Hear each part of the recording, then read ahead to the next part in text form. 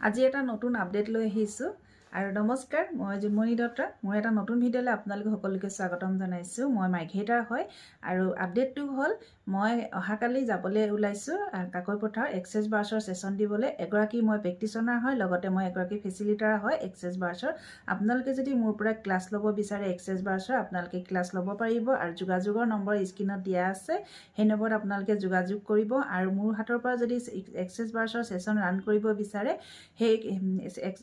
session run কৰিবও পাৰিব আৰু যিসকল আমাৰ ওচৰৰ হয় আৰু তেওঁলোকৰ যদি আহিব সুবিধা হয় লগতে মোৰ এখন কাপোৰৰ এখন বিপণী আছে সেইখনৰ লগতে মোৰ এক্সেছ বাৰ্ছৰ ক্লিনিক আছে আপোনালোকে তাত আহি আপোনালোকে